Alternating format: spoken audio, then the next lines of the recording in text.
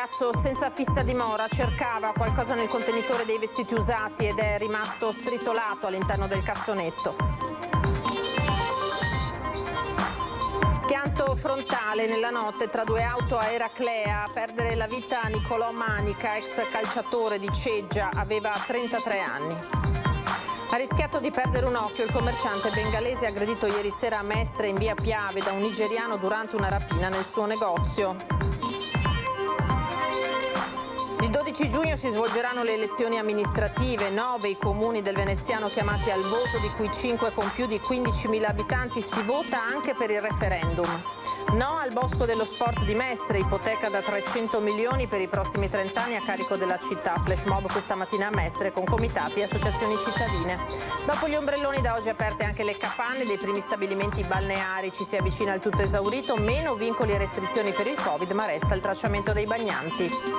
Calcio, è una giornata triste e amara per il Venezia Football Club. Il pareggio tra Empoli e Salernitana condanna gli arancione-roverdi alla matematica retrocessione.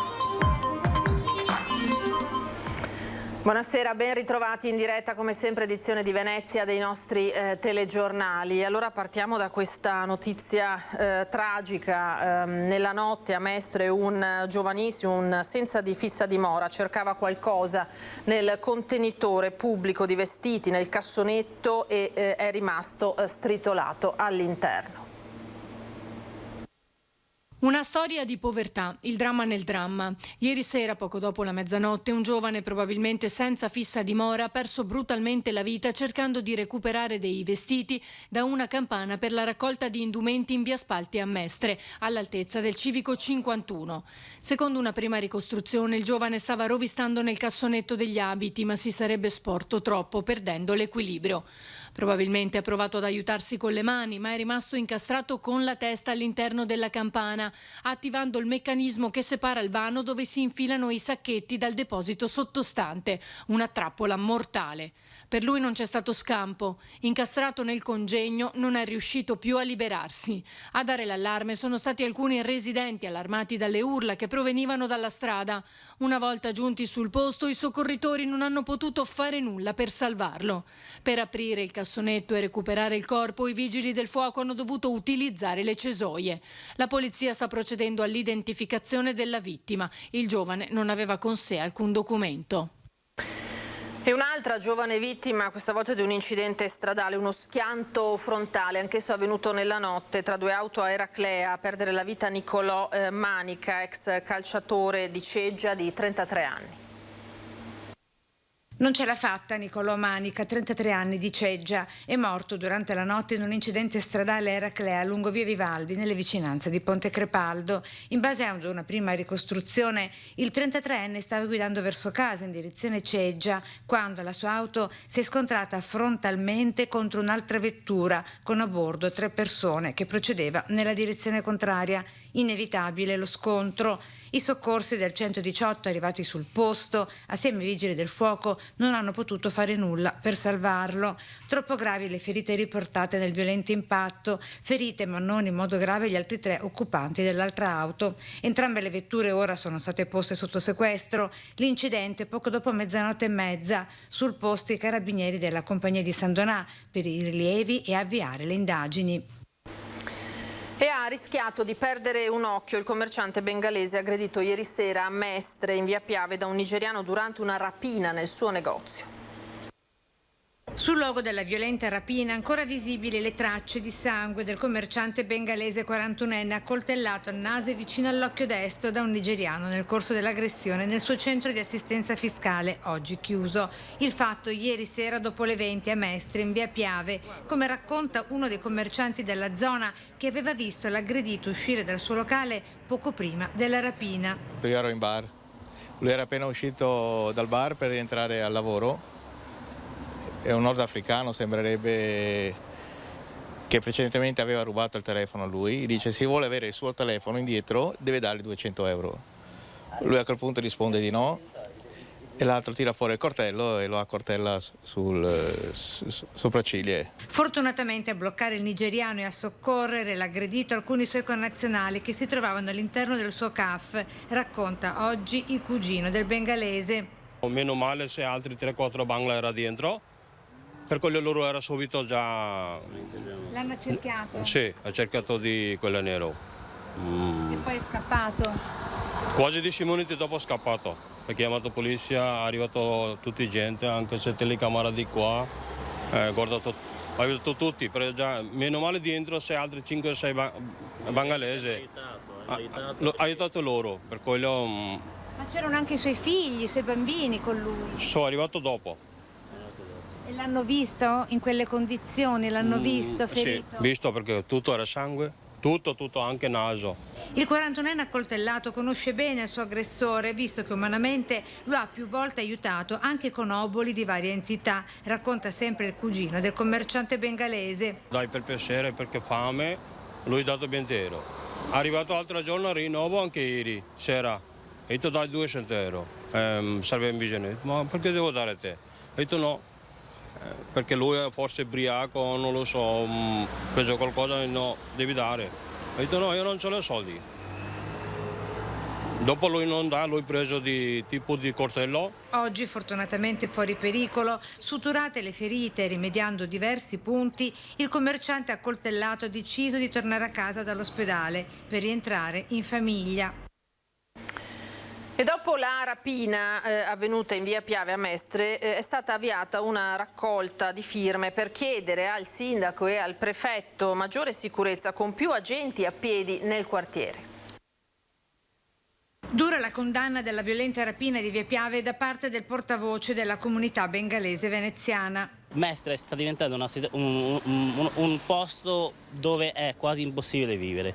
Una persona non può fare neanche una passeggiata in tranquillità in una via così bella, e un episodio simile è successo 3 settimane fa in via Cappuccina, dove un altro commerciante bengalese è stato aggredito. A nome delle oltre 20.000 persone di nazionalità bengalese che rappresenta, chiede l'intervento e una chiara presa di posizione da parte del prefetto Vittorio Zappalorto. Noi come comunità, come bengalesi, lavoratori normali, chiediamo più sicurezza e più controlli in queste vie, perché non è possibile che una persona non riesca a fare la sua attività e non riesca a fare una passeggiata in tranquillità in un posto, in un paese civile come Italia. A pensarlo come lui anche i residenti della zona, a cominciare da colui che qui viene definito il sindaco di via Piave. Ha creato anche la pagina social Erobe di via Piave, dove ha avviato una petizione per chiedere più agenti a piedi nel quartiere. Nel sindaco di Venezia per avere più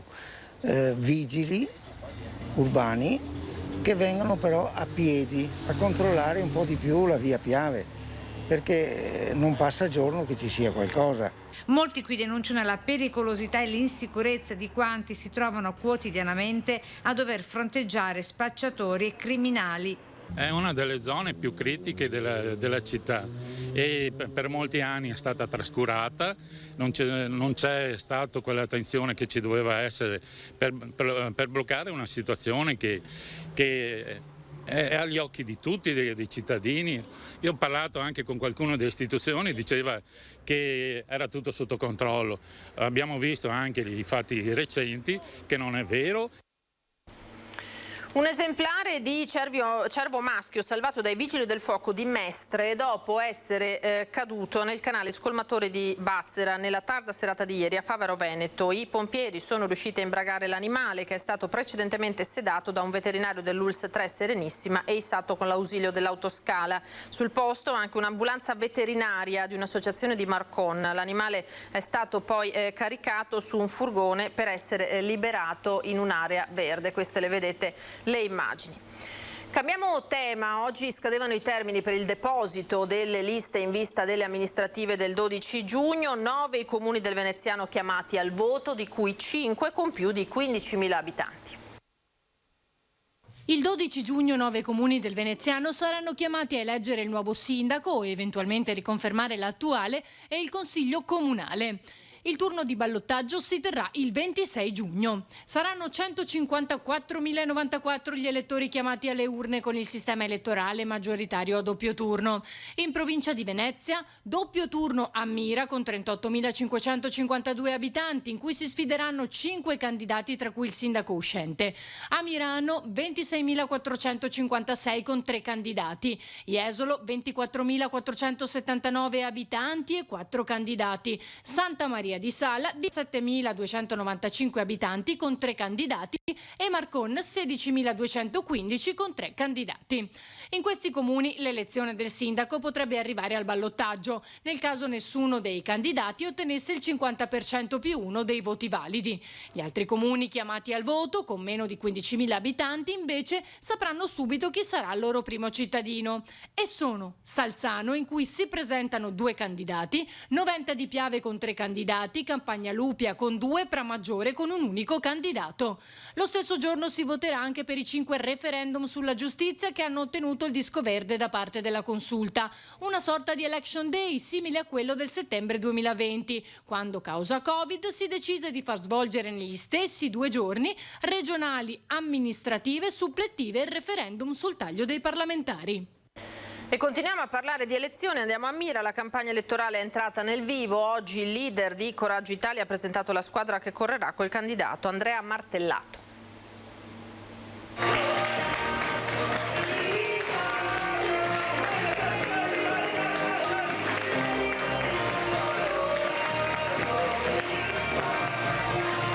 Nonostante i medici gli abbiano consigliato riposo, il sindaco Brugnaro, leader di Coraggio Italia, ha comunque voluto esserci nella presentazione della squadra, che a Mira affiancherà il candidato sindaco appoggiato da tutti i partiti di centrodestra, Andrea Martellato. Non potevo non venire a ringraziare, non potevo non venire a ringraziare le persone simbolicamente a Mira, però un po' dappertutto, che stanno lavorando appunto con coraggio per affrontare i grandi problemi che sono fatti paradossalmente nelle piccole cose. Dal medico all'operaio, imprenditori, donne, una squadra composta da 24 persone che vogliono proporre ai miresi un cambio di rotta e di tendenza. Mira è amministrata ancora come si amministrava negli anni 70, negli anni 80. Ormai i comuni devono essere amministrati in maniera più diretta, più veloce, più fast. Insomma, bisogna dare un'alternativa e mettere Mira in condizioni di andare alla stessa velocità degli altri comuni. Per ora Mira se l'è cavata perché è un comune grosso, perché ha risorse, perché ha potenzialità, ma via via sempre di più resterà indietro rispetto anche a comuni molto più piccoli di lei. La campagna elettorale ora entra nel vivo e Martellato dovrà giocarsela con altri 3 candidati, tra cui il sindaco uscente Marco Dori, ma è pronto ad affrontare la sfida. Noi abbiamo un programma ottimo, noi siamo una squadra coesa. Io in primis, con l'esperienza che ho voluto partire con la coesione innanzitutto, non per vincere ma per amministrare Mira. Non so le altre coalizioni come riusciranno a amministrare avendo dentro di tutto. No al Bosco dello Sport di Mestre, ipoteca da 300 milioni per i prossimi 30 anni a carico della città. Così nel flash mob di questa mattina comitati e associazioni di cittadini. Abbiamo chiamato il progetto del Bosco dello Sport un'ipoteca sul futuro dei cittadini. Stiamo parlando di 300 milioni di risorse di fondi pubblici che verranno in gran parte dalle risorse del bilancio comunale, circa 200 milioni. Le restanti risorse verranno richieste con il Piano Nazionale di Ripresa. Comitati e associazioni della città si sono dati appuntamento davanti al municipio di Mestre per il flash mob di protesta contro la decisione del comune di destinare 300 milioni di fondi pubblici al progetto del cosiddetto Bosco di Mestre. Perché i progetti di questa amministrazione prevedono una cementificazione di una zona agricola vergine per fare un bosco dello sport. Poi abbiamo anche dei parcheggi interrati, abbiamo una nuova viabilità che prevederà una mezza tangenziale, rotonde, cementificazioni, quindi smog, inquinamento, in una delle città più inquinate d'Italia. Non sono queste le priorità di mestrini veneziani che con il Bosco dello Sport si indebiteranno per i prossimi 30 anni, dicono, proponendo una politica della casa, investimenti verso la transizione ecologica con anche la riconversione di Porto Marghera, solo per citare alcune idee e suggerimenti riuniti in un nuovo unico comitato, Reti Quartieri in Movimento il nome, con cui si sono dati appuntamento per la grande manifestazione di sabato 28 maggio, con ritrovo in Piazzale Roma a Venezia alle 15:30. Che si chiama Curiamo la nostra città, dove verranno e la faremo a Venezia, dove verranno posti quelli che sono i problemi del Comune di Venezia, ma non solo del Comune di Venezia, ma anche di tutti quei territori che ruotano attorno alla laguna di Venezia e soprattutto alla gronda lagunare. E monta di ora in ora la polemica sull'uso del capannone del petrolchimico di Porto Marghera con i sindacati e il Partito Democratico che chiedono un accordo immediato con Ca' Farsetti. Sempre silente è l'accusa. È paradossale, sbagliato che il sindaco non abbia voluto sentire preventivamente i lavoratori e le organizzazioni sindacali, coloro che sono il cuore e l'anima di questo capannone. Cresce la polemica contro il Comune di Venezia che ha deciso di acquisire da Eni il capannone del petrolchimico di Porto Marghera senza un accordo con le organizzazioni sindacali e contro la scelta di Eni di chiudere l'impianto del cracking senza chiara progettazione per il futuro dei lavoratori.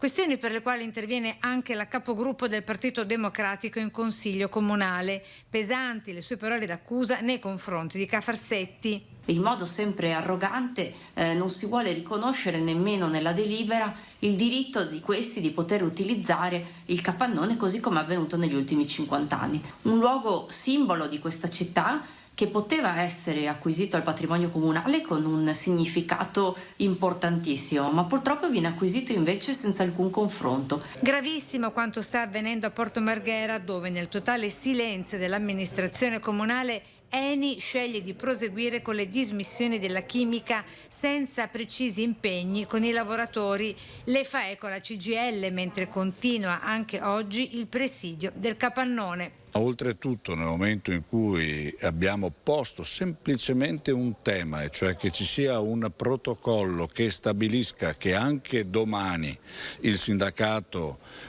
potrà usufruire di questo luogo, ci sono state date risposte totalmente generiche e totalmente non esaustive. Cambiamo tema, parliamo della stagione balneare perché dopo gli ombrelloni da oggi aperte anche le capanne dei primi stabilimenti. Da oggi aprono le capanne dei primi stabilimenti balneari al Lido di Venezia. Questa mattina è toccato a Capri, dopo gli ombrelloni in funzione del 23 aprile, ora tocca alle storiche capanne, che sono il simbolo dell'estate sulla spiaggia al Lido di Venezia, ritrovo per le famiglie di tanti veneziani. Le premesse per la stagione sono ottime, tanto che le prenotazioni delle capanne hanno già superato il 92%. Il presidente del Consorzio Stabilimenti Balneari del Lido di Venezia, Alessandro Rizzo, è soddisfatto. Abbiamo venduto più del 92% delle capanne delle Capli. E diciamo siamo tra i primi che apriamo quest'anno e facciamo da cavallo di testa per la stagione. Credo sarà una stagione molto buona. Quest'anno non avremo grandi problemi per i controlli, per i protocolli. Abbiamo sempre il limite di persone per capanna, quindi noi avremo comunque le liste delle persone che saranno presenti in spiaggia. Le capanne insomma non sono la stessa cosa degli ombrelloni, diciamo una tipicità storica del Lido di Venezia, la capanna dove la famiglia viene con i figli e passano l'intera estate qua. Ci saranno anche aperture serali. Stiamo lavorando anche per le aperture serali, sicuramente faremo 4-5 sabati con chiusura alle 10 con delle manifestazioni, concerti dal vivo. Ora il calcio, per il Venezia però non arrivano affatto buone notizie, sentiamo. Il Venezia è matematicamente retrocesso in Serie B, questo ancor prima di giocare la sua partita. Il pareggio per 1-1 maturato nel pomeriggio tra Empoli e Salernitana elimina di fatto gli arancione-verdi dalla corsa comunque complicatissima a questo punto appesa a un filo per rimanere in Serie A. Un verdetto arrivato ancora prima della partita del Venezia, che scenderà in campo questa sera alle 20:45 contro una carrozzata di questo campionato come la Roma di José Mourinho all'Olimpico. La partita comunque si giocherà, ma sarà ininfluente dal punto di vista della classifica per i lagunari. Il pareggio guadagnato ad Empoli fa salire la Salernitana a quota 31 al quartultimo posto della classifica, che vale la permanenza in Serie A. Anche con 2 ipotetiche vittorie, questa sera e domenica prossima, i ragazzi di Mister Soncin potrebbero al massimo agganciare la Salernitana a quota 31, avendo però perso entrambi gli scontri diretti con la squadra Amaranto e dunque restando sempre in una classifica peggiore. Fa riflettere comunque la decisione della Lega Calcio che almeno nelle ultime giornate non sia stata garantita per esigenze televisive almeno la contemporaneità tra le squadre in lotta per lo stesso obiettivo nell'orario di inizio delle partite. La sentenza della matematica era ampiamente nell'aria da tempo e arriva al termine di un girone di ritorno disastroso con 10 sconfitte consecutive per il Venezia. Ora sarà tempo di programmare la prossima stagione nella serie cadetta 2022-2023. Era l'ultimo servizio per questa sera, io vi ringrazio per averci seguito, come sempre vi lascio all'edizione di Treviso dei nostri telegiornali e alle previsioni del tempo per domani. Una buona serata e una buona domenica a tutti, arrivederci.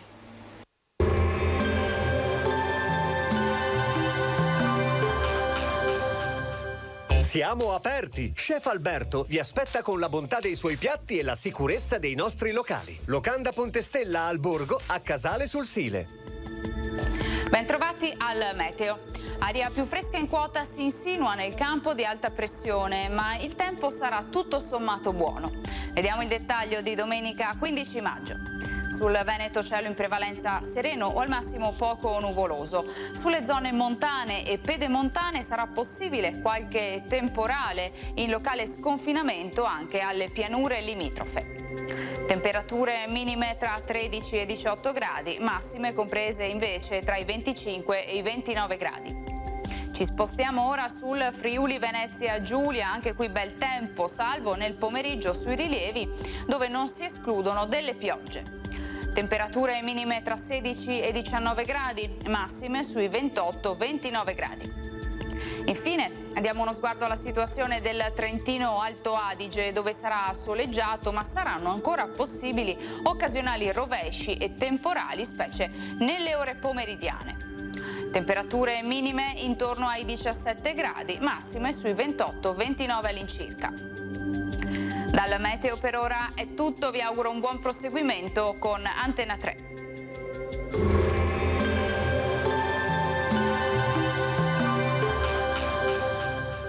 Siamo aperti! Chef Alberto vi aspetta con la bontà dei suoi piatti e la sicurezza dei nostri locali. Locanda Pontestella al Borgo, a Casale sul Sile.